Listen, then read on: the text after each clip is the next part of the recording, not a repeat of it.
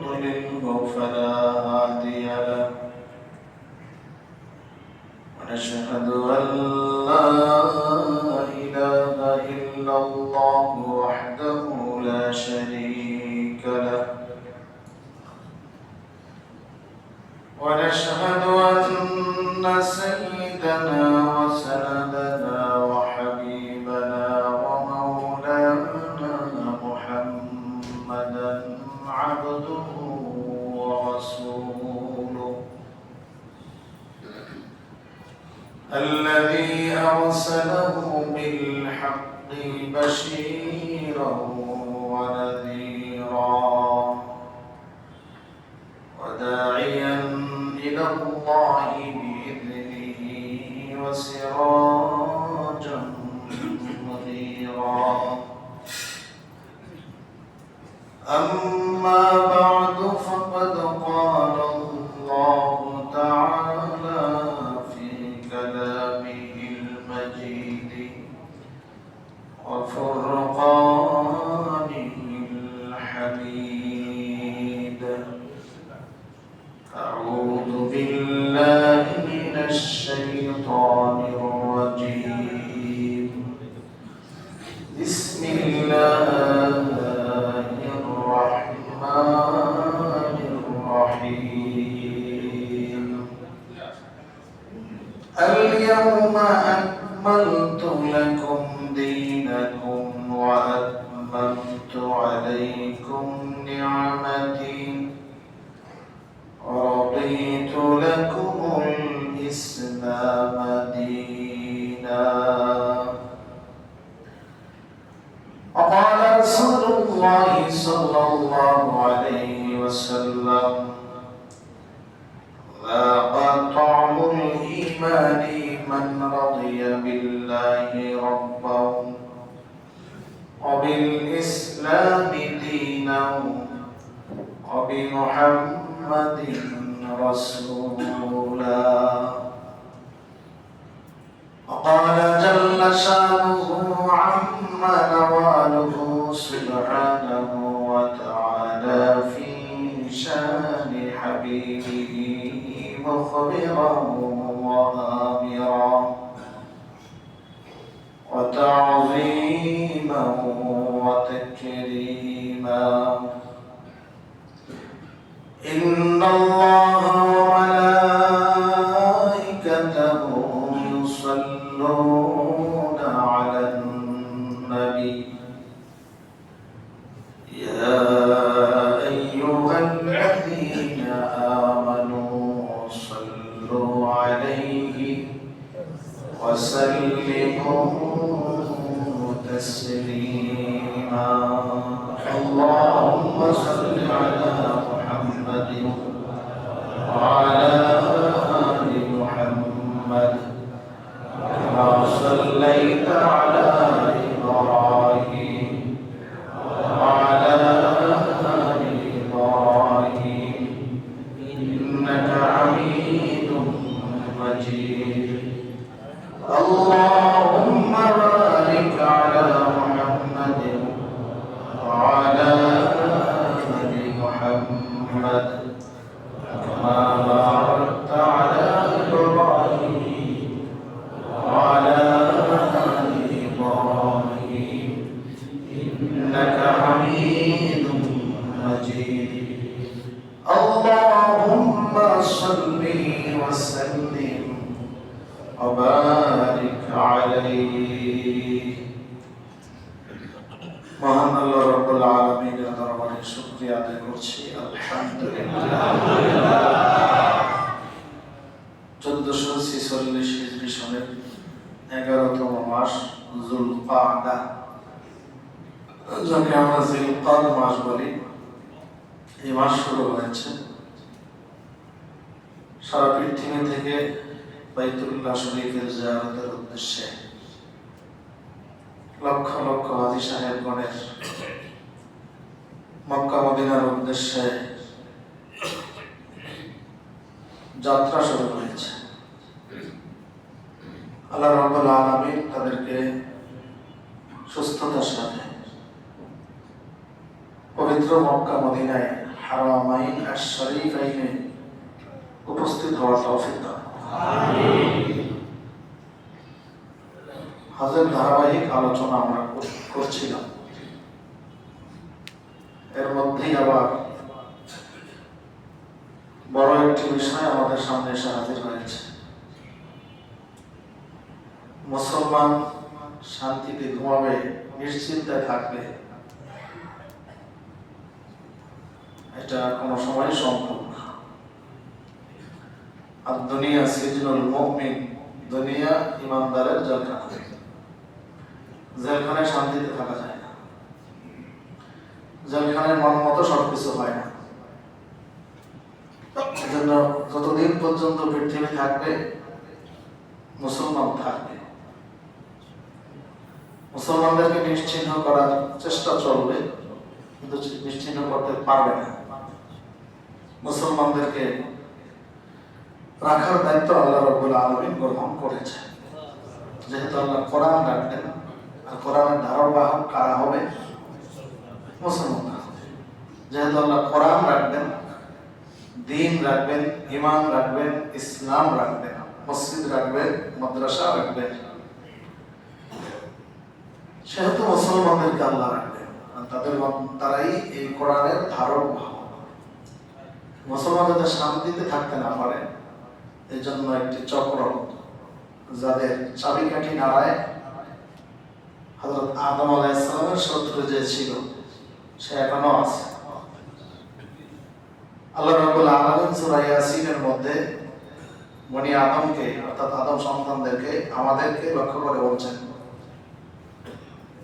আলাম আ'হাদ ইলাইকুম ইয়া বনি আদম আল্লা তা'বুদুশ শাইতান ইন্নাহু লাকুম আদুউম মুবিন। কিয়ামতের ময়দানে জাহান্নামীদেরকে আল্লাহ ডাকতে বলবেন, আলাম আ'হাদ ইলাইকুম ইয়া বনি আদম, হে আদম সন্তান, তোমাদেরকে কি আমি বলে দেই নাই আল্লাহ তা'বুদুশ শাইতান, শয়তানের পূজা করো না, শয়তানের কথা মেনে নিও না, শয়তান যা নির্দেশ করে তা উপেক্ষা করে চলো। ইন্নাহু লাকুম আদুউম মুবিন, সে তোমাদের প্রকাশ্য শত্রু। কি শত্রু? গোপন নয়, অস্পষ্ট নয়, প্রকাশ্য স্পষ্ট শত্রু। সে শত্রুতা করে যাবে, শত্রুর কাজ শত্রুতা করা। সে কি বলেছিল? লাউমিয়ান্নাহুম আজমাইন লাআতিয়ান্নাহুম মিন বাইনি আইদিহিম ওয়া মিন খালফিহিম ওয়া আন আইমানিহিম ওয়া আন শামাইলিহিম।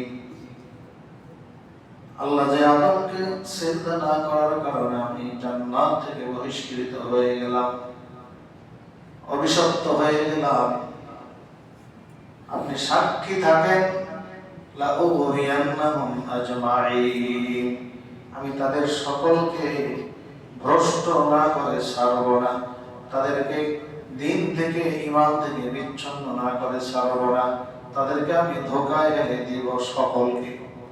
আল্লাহ বলেন, ইল্লা ইবাদাল্লাহিল মুখলাসিন, আল্লাহর কিছু খালেস, খাঁটি, একেবারে একনিষ্ঠ বান্দা আছে, তাদেরকে তুমি ভ্রষ্ট করতে পারবে না।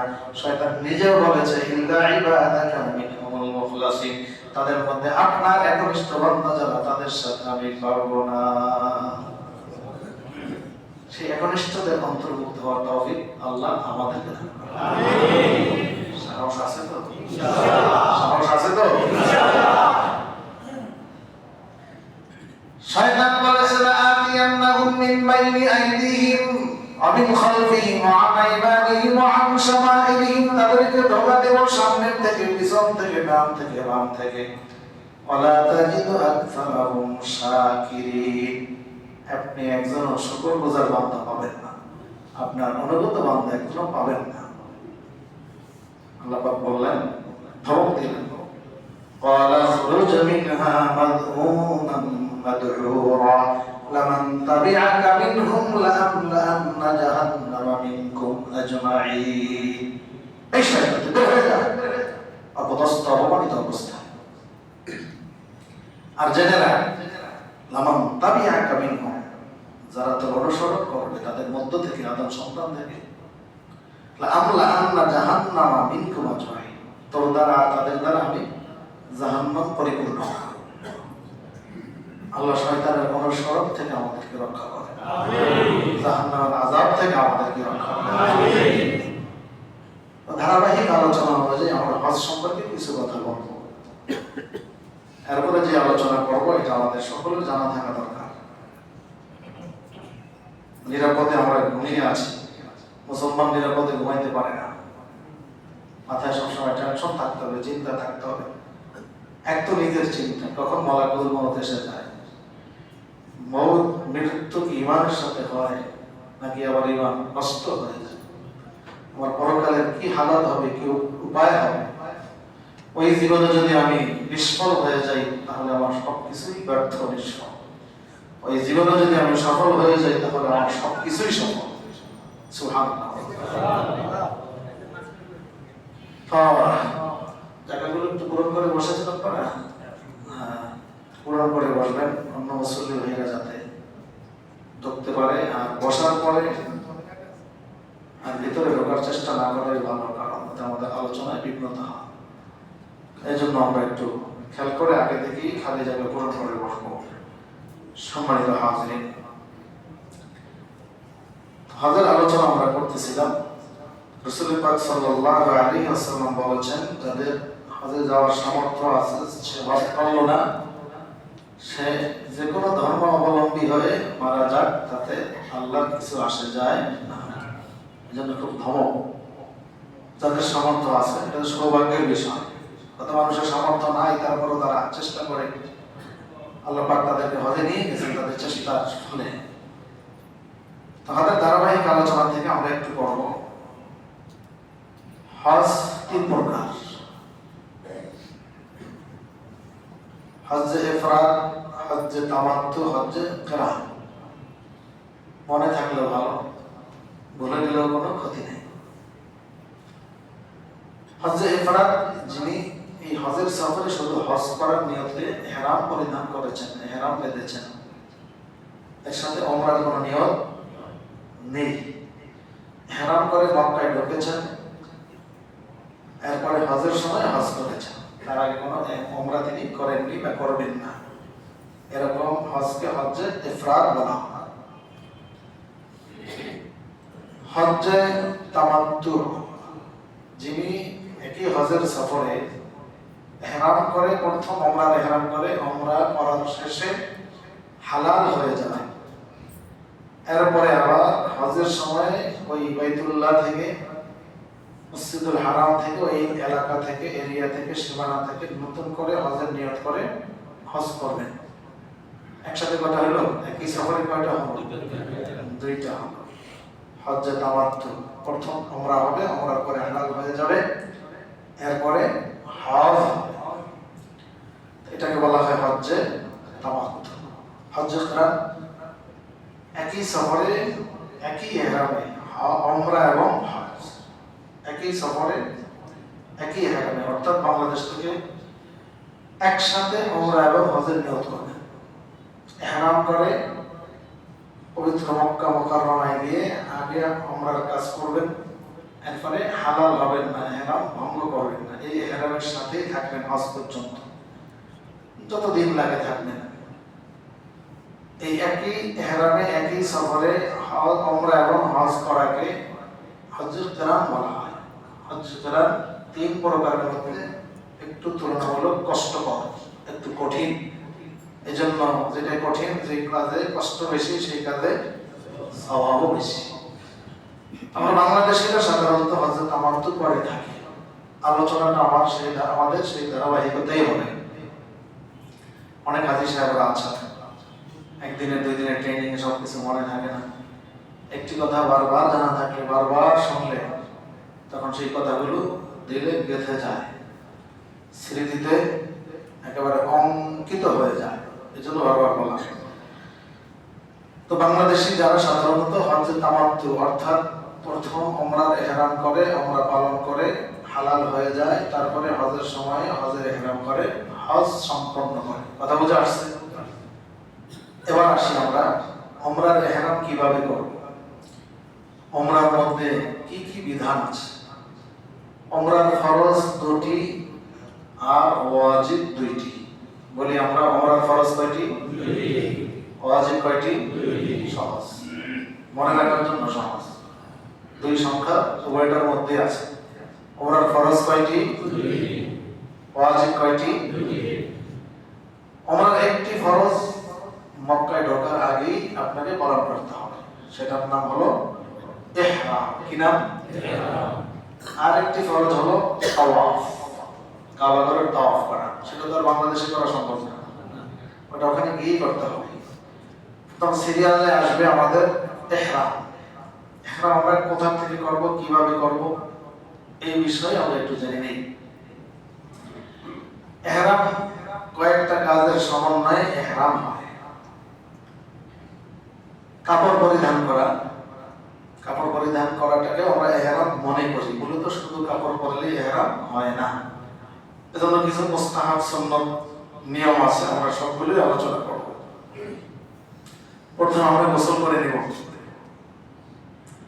গোসল করার পরে শরীরে সুগন্ধি ব্যবহার করা যাবে। হজের আমরা নিয়ত করার পরে আর সুগন্ধি ব্যবহার করা যাবে না। গোসল করার পরে সুগন্ধি ব্যবহার করা যাবে এবং এটা সুন্নাত। সুগন্ধি ব্যবহার করার পরে আমরা ইহরামের কাপড় পরব। কিভাবে পরব সেটা নিয়ম জেনে নিব। পুরুষের জন্য একটি কাপড় নিচে পরব আমরা লুঙ্গির মতো, আরেকটি কাপড় গায়ে পরব আমরা চাদরের মতো। মহিলাদের জন্য ইহরামের আলাদা কোনো কাপড়, কথা বলেন, ইহরামের আলাদা কোনো কাপড়। সকল বিধানের মধ্যে দেখবেন নারী আর পুরুষের পালনীয় বিষয়ের মধ্যে কি আছে? নিয়মের পার্থক্য। নিয়মের পার্থক্য। নারী বিষয়ক সংস্কার কমিশন, শুনেছেন আপনারা এই বিষয়ে বাংলাদেশের আলোচনার ঝড়, কি বলেন? নারী বিষয়ক সংস্কার কমিশন তাদের 10টা বিষয়ের মধ্যে একটা বিষয় যেটা তারা দাবি করেছে, সেটা হলো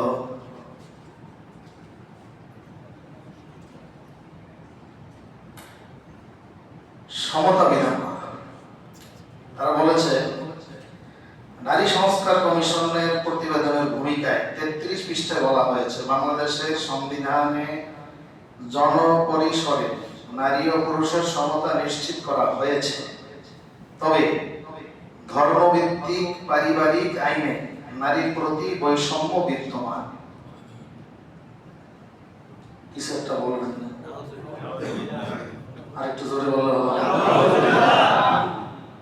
আচ্ছা, যেমন বিবাহ, তালাক, অভিভাবকত্ব, উত্তরাধিকার, তাছাড়া অন্যান্য আইনেও নারীর প্রতি বৈষম্যমূলক বিধান রয়েছে ধর্মে। নাউজুবিল্লাহ। কারে মুজিনা বা নাজ্জারি নিস্ত, ফার্সি ভাষায় একটি প্রবাদ মাঝে মধ্যে বলে থাকে। মুজিনা মানে বান্দর, বানর। কারে মুজিনা বা নাজ্জারি নিস্ত, এক ফার্সি ভাষী শ্রমিক বলেন যে বান্দরের কাজ না গাছ ছিঁড়ে কাঠ বের করা। অর্থাৎ কোন একটা ঘটনাকে কেন্দ্র করে প্রবাদগুলো হয়ে থাকে। তো সেই ঘটনা আমরা বলব, যেখানে যার জ্ঞান নেই সেখানে কথা বলা, এটা অনধিকার চর্চা করা। কি করা? অনধিকার চর্চা করা। কয়েকজন নারী একসাথে হয়ে, তাদের সংখ্যা হল 10 জন, তাদেরকে বলা হয়েছিল নারী বিষয়ক সংস্কারের প্রস্তাবনা, মতামত ও পরামর্শ জমা দেওয়ার জন্য। কিন্তু তারা সেখানে রাষ্ট্রের উপরে হাত দিয়েছে, ধর্মের উপরে হাত দিয়েছে, এবং এমন কিছু রুচিপূর্ণ দাবি করেছে যেগুলো মানুষ তো হবে কথা, পশুর চাহিদার মধ্যেও নাই, পশু সমাজের মধ্যেও নাই। নাউজুবিল্লাহ। এত বড় সাহস কিভাবে পাইল? এই সংস্কারের বাংলাদেশে, এই লক্ষ লক্ষ মসজিদের বাংলাদেশে, লক্ষ লক্ষ মাদ্রাসার বাংলাদেশে, শতকরা 92% আমরা যেটা শুনে থাকি মুসলমানের বাংলাদেশে এই নারী সংস্কারের নামে কতগুলো কুসংস্কারের দাবি তারা পেশ করেছে। এই সাহস তারা কোথায় পেল? আমার আফসোস লাগে, এই 10 জনের সবাই আমি নামে মনে হয় না, বুঝতেছি সকলেই সম্ভবত মুসলমান, অর্থাৎ মুসলমানের ঘরে তাদের জন্ম হবে। নামগুলো আমি পরে শোনাইলে আপনারা বুঝবেন তারা মুসলমান কিনা। শিরিন পারভিন হক, হক যেহেতু আছে মুসলমানের সন্তান হবে। মাহিন সুলতান, সুলতান শব্দ এটা তো অন্য কোনো নামে, অন্য কোনো ধর্মেই নাম রাখে না। কামরুন নাহার, বোঝাই যায় এটা মুসলমানের নাম, কি বলেন? ফৌজিয়া করিম ফিরোজ, করিম শব্দ যেহেতু আছে মুসলমানের নাম হবে। কল্পনা আক্তার, এটা জানি না, এটা জানি না, হয়তো তার বায়োডাটা দেখতে হবে, কি বলেন? জন্ম নিবন্ধন পরীক্ষা করে দেখতে হবে সে কি অবস্থায় আছে। হালিদা হানম আক্তার, এটাও সন্দেহজনক। সুমাইয়া ইসলাম, ইসলামের প্রথম শহীদ নারী, তার নাম কি? সুমাইয়া। আবু জাহেলের আঘাতে যিনি শাহাদাত বরণ করেছেন, কত সুন্দর নাম রেখেছে, কিন্তু কামটা একেবারে ইবলিসের কাম। নিরূপা দেওয়ান, জানি না, এটাও সন্দেহজনক। ফেরদৌসী সুলতানা বেগম, এটা মুসলমানের নাম বোঝা যায়। নিশিতা জামান নিহা, 3টা শব্দ থেকে জামান শব্দ দ্বারা বোঝা যায় মুসলমানের নাম হবে। অধিকাংশই মুসলমান হবে অথবা সকলেই মুসলমান হবে। কিন্তু যেই দাবি তারা পেশ করেছে, দাবিগুলো আমাদের সচেতন থাকা দরকার। আমাদেরকে দেখা দরকার, সচেতন থাকা দরকার, সকল নাগরিকের সচেতন থাকা দরকার। ইসলাম এমন ধর্ম যেই ধর্মে সকল নাগরিক শান্তি পায়, যেই ধর্মে সকল নাগরিক তার অধিকার বুঝে পায়। ইসলাম এমন এক ধর্ম, নাকি কোনো সন্দেহ আছে? নাকি কোনো সন্দেহ আছে? আমাদের প্রিয় নবী সাল্লাল্লাহু আলাইহি ওয়াসাল্লাম এমন শিক্ষাই আমাদেরকে দিয়ে গেছেন। তাহলে তাদের দাবি অনুযায়ী মহিলাদের এরকম 2 কাপড় পরতে হবে, কি বলেন? সমতা যেহেতু চায়। নাউজুবিল্লাহ, নাউজুবিল্লাহ, নাউজুবিল্লাহ। এরকম কথা বিভিন্ন সময় তারা বলে, কোথায় সাহস পায়? কেন তাদের কাছে এই কমিশনের এই দায়িত্ব তাদের কাছে দেওয়া হলো? এটা দায়িত্বশীলদের কাছে আমাদের জিজ্ঞাসা। তাদেরকে বলা হয়েছে নারী বিষয়ক সংস্কারের প্রস্তাবনা, মতামত ও পরামর্শ জমা দেওয়ার জন্য। কেন তাদেরকে বলা হয়? বাংলাদেশে কি আর কোনো জ্ঞানী বুদ্ধিজীবী নাগরিক ছিল না? বোঝা গেল এর পিছনে কোনো কিছু জালমে কুছ কালা, এর পিছনে কোনো শক্তি কাজ করে। বাংলাদেশের জনগণ এমন কোন শক্তিকে দেখতে চায় না যে শক্তি ইসলামের বিরুদ্ধে কথা বলে, যে শক্তি কোরআনের বিরুদ্ধে কথা বলে, যে শক্তি মুহাম্মদ রাসূলুল্লাহ সাল্লাল্লাহু আলাইহি ওয়াসাল্লাম সম্মানে আঘাত আনে। এমন কোন শক্তি বাংলাদেশের জনগণ কখনো সহ্য করে নাই, এখনো করবে না, ভবিষ্যতেও করবে না। আজকে আমাদের এই বিষয়ে প্রতিবাদ মিছিল আছে। জুমার নামাজের পরে আমাদের মিরপুরের সর্বস্তরের ওলামায়ে কেরাম, মসজিদ মাদ্রাসার উদ্যোগে, সকল মুসলমানের উদ্যোগে বিক্ষোভ মিছিল হবে। শুধু আমাদের এখানে হবে এরকম নয়, ওটা বাংলাদেশে হবে। এই কয়টা মহিলা আমাদের অন্তর্বর্তীকালীন সরকার, তত্ত্বাবধায়ক সরকার, আপনারা যদি আমাদের মুসলমানদের মন মানসিকতা, বাংলাদেশের জনগণের চিন্তা চেতনা এটার বিচার করতে না পারেন, এটা বুঝতে না পারেন, তাহলে আপনাদের ক্ষমতায় থেকে কোনো লাভ নেই। বাংলাদেশের জনগণ ইসলাম বিরোধী, নিজে বেনামাজি হইতে পারে, আমাদের বিরুদ্ধে কথা বললে সে নামাজীদের পক্ষেই পক্ষ অবলম্বন করে। নিজে হয়তো বা সুন্নাত পালন করে না, রাসূলুল্লাহ সাল্লাল্লাহু আলাইহি ওয়াসাল্লামের সম্মানে কেউ আঘাত আনলে তার কলিজার মধ্যে আঘাত আনে, সে সহ্য করতে পারে না। আমি বিষয়গুলো আপনাদেরকে পরে শোনাই, বাজার আলোচনা আমরা শুনতে পারবো, কি বলেন?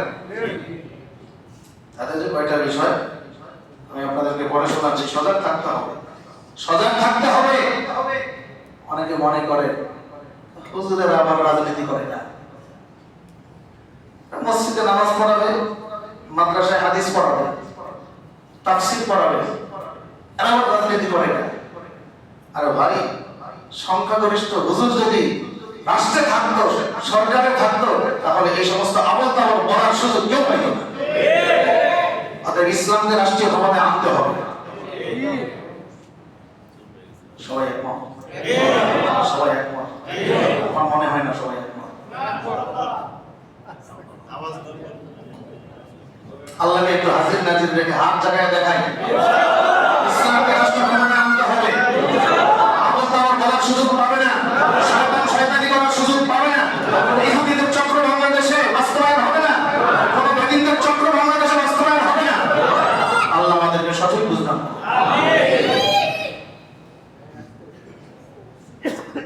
রাজনীতিবিদরা আবার ভুল বুঝবেন না,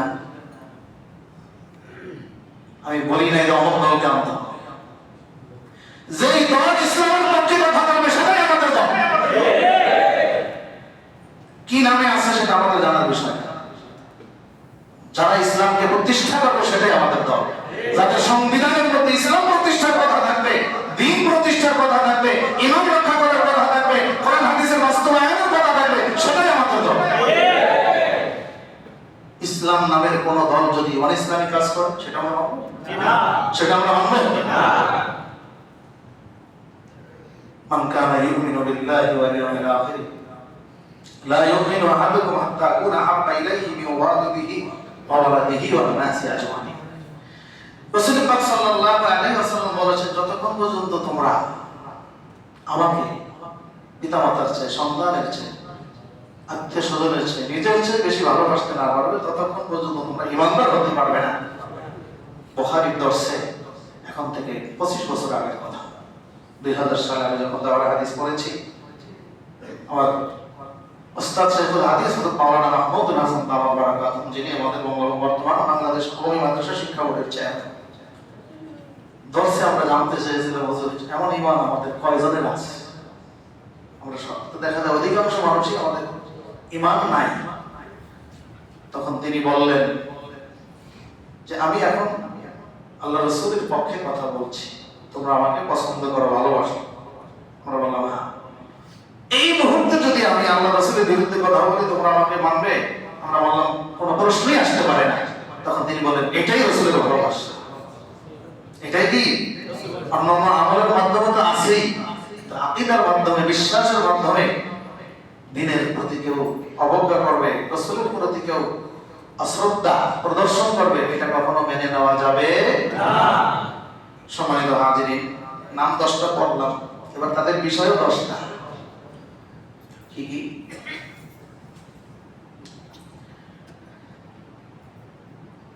সম্পত্তিতে সমান অধিকার, বহু বিবাহ রোধ, অর্থাৎ বহু বিবাহ প্রথা বিলুপ্তকরণ,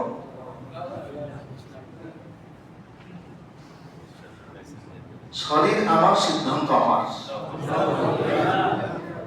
শরীর বানাইতে পারে শরীর কাকে দিয়েছে? একটা হাত নাই, পারলে একটা হাত দিয়ে দাও। একটা জন্ম অন্ধ, পারলে একটা চক্ষু দিয়ে দাও। নারীদের অসুস্থ হওয়াকে কুসংস্কার, কুপ্রথা ইত্যাদি বলা হয়েছে। নারীরা একটা সময় কি থাকে? অসুস্থ থাকে, পারলে একটু পরিবর্তন করে দাও। পারবে? পারবে? বিবাহ, বিবাহ বিচ্ছেদ ইত্যাদি ক্ষেত্রে নারী পুরুষের সমান অধিকার। 7 নম্বর, দত্তক শিশুকে গর্ভজাত শিশুর ন্যায় বিধান করা। বুঝেন না আপনারা? কি বলে? পালক, পালক সন্তানকে নিজের সন্তান হিসেবে মানে সাব্যস্ত করা। শ্রম আইনে যৌনকর্মীদের শ্রমিক হিসাবে স্বীকৃতি প্রদান করা। এমন দাবি তো মনে হয় আমাদের মিরপুরের কুত্তাগুলো করবে নাকি? বলে চিড়িয়াখানায় যে কত প্রাণী আছে, বান্দর আছে, আরো কত কিছু আছে, উল্লুক আছে, ভাল্লুক আছে, ওরাও তো মনে হয় এমন কোন দাবি করবে না। এরপরে কোন ধর্মীয় বিধান অনুসরণ করে সংবিধান শুরু করা উচিত নয়। বাংলাদেশের সংবিধানে কি আছে? বিসমিল্লাহ। আর আল্লাহর উপরে আস্থা ও বিশ্বাস রেখে কাজ শুরু করা, কিন্তু এটা বলতেছে তারা এটা রাখা যাবে না। 10 নম্বর, সমতার নামে ইসলামের সাথে শত্রুতা, অর্থাৎ যেটা একটু আগে বলেছিলাম, ধর্মভিত্তিক পারিবারিক আইনে নারীর প্রতি বৈষম্য বিদ্যমান। নাউজুবিল্লাহ। আপনারা বর্তমানে সকলেই সচেতন নাগরিক এবং ডিজিটাল, সকলের কাছে খোঁজখবর রাখার সূত্র আছে। আপনারা নারী সংস্কার কমিশন সার্চ দিলে এটা পাবেন। 318 পৃষ্ঠার প্রতিবেদন আমি পড়া শুরু করেছিলাম, দেখলাম যে এক রাত্রে হবে না, অনেক সময় লাগবে, বললেই তো হবে না, বুঝতে হবে, সেখান থেকে ভালো মন্দ বিচার করতে হবে। 318 পৃষ্ঠার এই সংবিধান নারী সংস্কার কমিশনের, এটা একটু সুযোগ হলে দেখবেন তার মধ্যে কি পক্ষে আছে কি বিপক্ষে আছে। আমরা এই বিষয়ে দীর্ঘ আলোচনা আমাদের করা প্রয়োজন আজকে যতটুকু সম্ভব। এর থেকে আমরা এই বিষয়টা একটু নিতে পারি। এর মধ্যে আরেকটা আছে, বাদ পড়ে গেছে, ট্রান্সজেন্ডার। নারীকে পুরুষ বানানো, পুরুষকে নারী বানানো। নারী যদি পুরুষের পোশাক বলে, সে বলে যে আমি পুরুষ, তাহলে সে পুরুষ। এই স্বীকৃতি রাষ্ট্রের পক্ষ থেকে দিতে হবে। আর কোন পুরুষ যদি নারীর পোশাক পরে বলে আমি নারী, তাহলে তাকে এই স্বীকৃতি দিতে হবে, সে নারী। আল্লাহ জানে কিয়ামত পর্যন্ত আরো কত কুসংস্কার আমাদের সামনে আসে। আমাদের মুরব্বী যাদের 70-80 বছর বয়স হয়ে গেছে, আপনারা তো মনে চিন্তা করতেছেন যে এমন একটা যুগে আমরা বেঁচে আছি। রাসূল পাক সাল্লাল্লাহু আলাইহি ওয়াসাল্লাম বলেছেন এমন একটা সময় আসবে যখন মাটির উপরে থাকার চেয়ে নিচে চলে যাওয়া ভালো। আমার তো মনে হয় সেই সময়টা আসার আর বাকি নেই, এখন এসে গেছে। এবার আমরা একটা বিষয় নিয়ে আলোচনা করতে চাই। শ্রম আইনে যৌনকর্মীদের শ্রমিক হিসাবে স্বীকৃতি প্রদান। নাউজুবিল্লাহ। আজকে কত বছর পরে তারা এই কথাটা বলার একটা সুযোগ পেয়েছে। একটু একটু করে আমাদেরকে ডোজ দিয়েছে। ডোজ দিতে দিতে দিতে দিতে দিতে এখন কথা বলার একটা পরিবেশ তৈরি করেছে। এখনো বাংলাদেশের জনগণ তাদের এই কথার প্রতিবাদ করে যাচ্ছে। আল্লাহ না করো এগুলো যদি প্রতিবাদ করা না হয়, আপনারা যারা জমির ফসল সম্পর্কে আইডিয়া রাখেন, ধারণা রাখেন, জমিনে কিছু গাছ হয় যেগুলোকে আমরা কি বলি? আগাছা। কৃষক যদি, জমির মালিক যদি সে আগাছা পরিষ্কার না করে, তাহলে আগাছাগুলো একসময় গাছের উপরে মাথা উঁচু করে, আর মাথা উঁচু করে এরকম নানা দিয়ে বলে যে এই জমিনের প্রকৃত মালিক আমরা। গাছকে তারা অস্বীকার করে, প্রকৃত ফসলকে তারা কি করে? অস্বীকার করে। তো যদি রাষ্ট্রের মধ্যে এই সকল কি বলে, যারা এখানে এই দাবিটা করেছে, শ্রম আইনে যৌনকর্মীদের শ্রমিক হিসাবে স্বীকৃতি প্রদান, আমার তো মনে হয় এই 10টার সবকটাই এই যৌন শ্রমিক, এই যৌনকর্মী হিসাবে মনে হয় কাজ করছে। বাংলাদেশের এখন ভদ্র, নাউজুবিল্লাহ, একজন বেশ্যাও তো মনে হয় সে এমন একটা দাবি করতে পারে। তোমরা এমন কথা বল, কোথায় সাহস পাইলা? এই রুচিবোধ তোমাদের কিভাবে হইল? এই রুচিবোধ তো হওয়ার কথা ছিল না। কোরআনের শিক্ষার সাথে মনে হয় কোনো সম্পর্ক তাদের নাই। ছোটবেলায় যদি আমির বাবাও পড়তো, কালেমা তাইয়্যিবা লা ইলাহা ইল্লাল্লাহ মুহাম্মাদুর রাসূলুল্লাহ পড়তো, তাহলে এমন কথা বলার কথা না। দেখেন এখানে যৌনকর্মী এই শব্দটা আমাদের কাছে নতুন।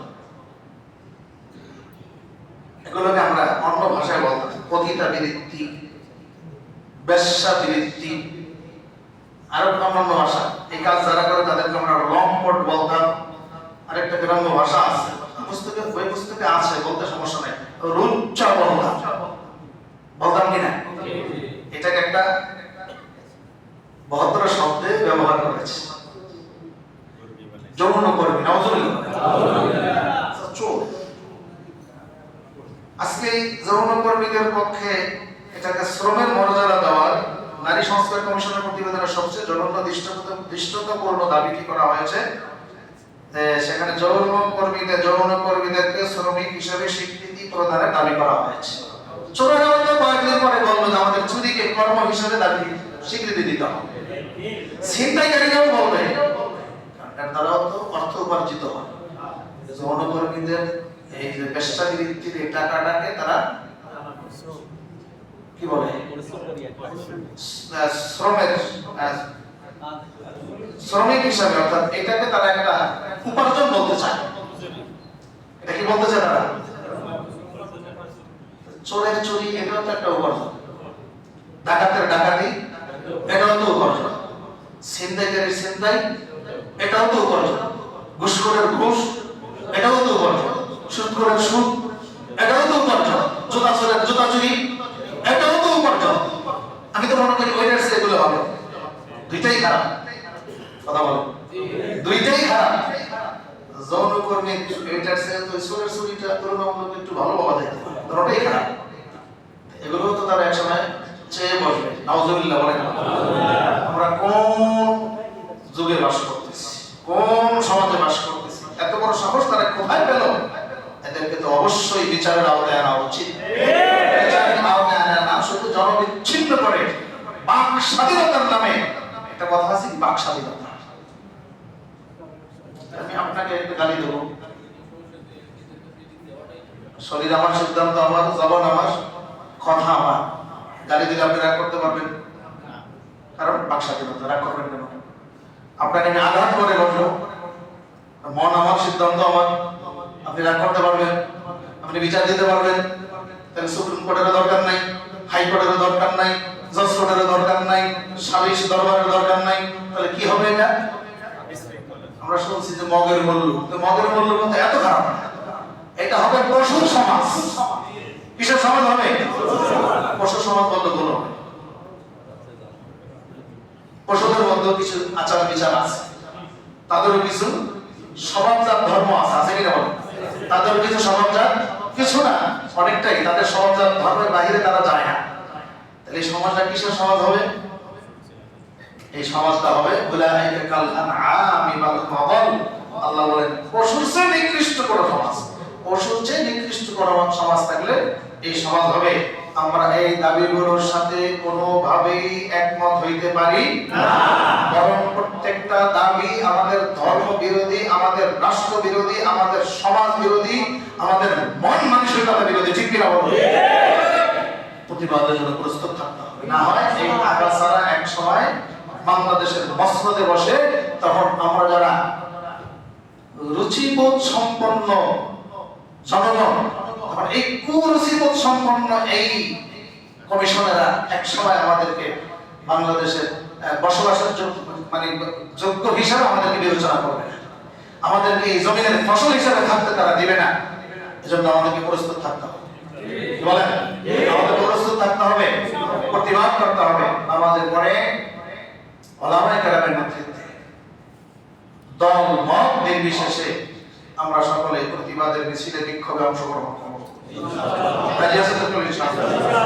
আর এই সকল বিষয় ইনশাআল্লাহ বিস্তারিত আলোচনা হবে। নিজেরাও পড়াশোনা করবেন, প্রত্যেকটা বিষয়ে কোরআন ও হাদিসে বিস্তারিত আলোচনা আছে।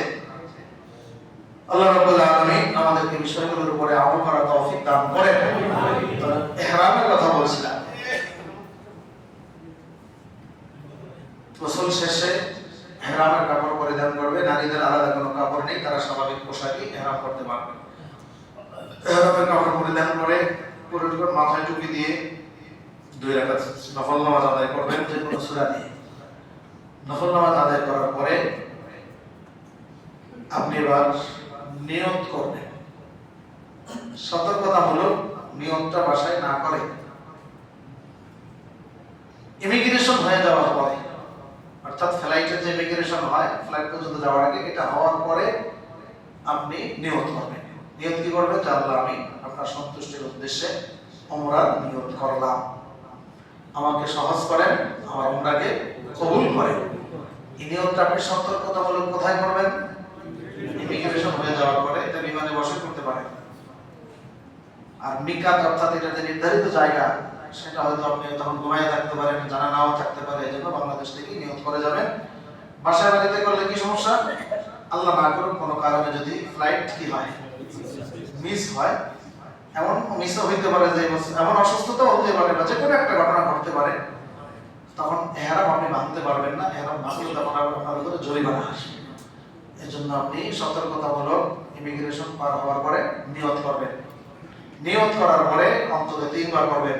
পড়ুন, লাব্বাইক আল্লাহুম্মা লাব্বাইক লাব্বাইক লা শারীকা লাকা লাব্বাইক ইন্নাল হামদা ওয়ান নি'মাতা লাকা ওয়াল মুলক লা শারীকা লাক লাব্বাইক আল্লাহুম্মা লাব্বাইক লাব্বাইক লা শারীকা লাকা লাব্বাইক ইন্নাল হামদা ওয়ান নি'মাতা লাকা ওয়াল মুলক লা শারীকা লাক لبيك اللهم لبيك لبيك لا شريك لك لبيك إن الحمد والنعمة لك والملك لا شريك لك। আমরা ইনশাআল্লাহ একটু একটু করে আমাদের বিষয়ে আলোচনা করব, আশা করি উপকার হবে। সম্মানিত মুসলিম গ্রাম, আরেকটা ঘোষণা, সেটা হলো আমাদের মিরপুরেই কল্যাণপুরের আগে টেকনিক্যালের পরে দারুস সালাম একটা দরবার আছে, আপনাদের অনেক হয়তো জানা আছে। হযরত আবু বকর রাদিয়াল্লাহু তাআলা আনহু আমাদের আল্লাহর নবী সাল্লাল্লাহু আলাইহি ওয়াসাল্লামের প্রিয় সাহাবী, তার বংশধর ফুরফুরা দরবারের পীর সাহেব হযরত মাওলানা আব্দুল হাই মিশকাত সিদ্দিকী সাহেব। তো ওনার আব্বা আব্দুল কাহার সিদ্দিকী রহমাতুল্লাহ আলাইহি মাঝে মধ্যে আমাদের আন্দোলন মসজিদে আসতেন, আমিও দেখেছি তাকে। তিনি ইন্তেকালের পরে আব্দুল হাই মিশকাত সিদ্দিকী সাহেব এলাকার অন্যান্য জায়গায় এসেছেন, আন্দোলন মসজিদে আসেননি। তিনিও একসময় ইচ্ছা প্রকাশ করেছিলেন আমার কাছে যে আব্বা ওখানে যাইতেন, সুযোগ হলে আমি যাও। আমি এক অনুষ্ঠানে দেখা হইল, বললাম যে একটা প্রোগ্রাম দেওয়া যায় কিনা। একটা প্রোগ্রাম তিনি দিয়েছেন, আসবেন। এখানে ওলামায়ে কেরাম আসেন, হক্কানি ওলামায়ে কেরাম বিভিন্ন সময় আসেন, আমাদেরকে নসিহত করেন। এটা ভালো না খারাপ? ভালো। সেই হিসাবে তিনি আগামী শুক্রবার 9 মে, আজকে না, আগামী শুক্রবার 9 মে আমাদের যে তাফসীর হয় বাদেশা, সেই তাফসীর মাহফিলে তিনি উপস্থিত থাকবেন। আমরা মাগরিবের নামাজ থেকে আলোচনা শুরু করব। আপনারা সেখানে ইনশাআল্লাহ সরাসরি উপস্থিত হয়ে দ্বীনি আলোচনা শুনবেন। হক্কানি আলেম ওলামা, তাদের সান্নিধ্যে যত থাকা যায়, তাদের কথাবার্তা যত শোনা যায়, ততই আমাদের দিলের ময়লা পরিষ্কার হয়, ততই দিনের প্রতি আমাদের আগ্রহ তৈরি হয়। আর এই বয়ান, ওয়াজ, মাহফিল, তাবলীগ, জামাত, মসজিদ, মাদ্রাসা, এগুলোর কারণেই আমি তো মনে করি আমার জরিপে গোটা পৃথিবীর মধ্যে বাংলাদেশে ইসলাম যতটুকু, ইসলামের প্রতি শ্রদ্ধা, ভক্তি এবং এর প্রতি যতটুকু আস্থা আছে, যতটুকু আমল আছে, আমার তো মনে হয় গোটা পৃথিবীর মধ্যে যদি তুলনা করা হয়, 10টি রাষ্ট্র থাকলে 10-এর মধ্যে বাংলাদেশের স্থান পাবে, 5টি রাষ্ট্র থাকলে 5-এর মধ্যে বাংলাদেশের স্থান পাবে, একটি যদি বলা হয় তাহলে একটির মধ্যে বাংলাদেশের স্থান পাবে। আগামী শুক্রবার মাগরিব থেকে আলোচনা চলবে। আমরা ইনশাআল্লাহ এই বিষয়ে আমাদের কর্তৃপক্ষ এবং মুসলিম ভাইদের সাথে আলোচনা করব পরবর্তীতে। তো এখন আমরা যারা সুন্নাত পড়ি না, মেহরবানি করে সুন্নাত পড়ে নেই, অবশ্যই মিছিলে আমরা অংশগ্রহণ করব, নামাজ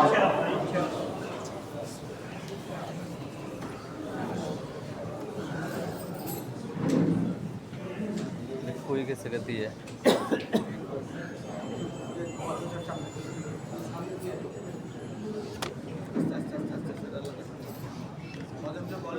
এটা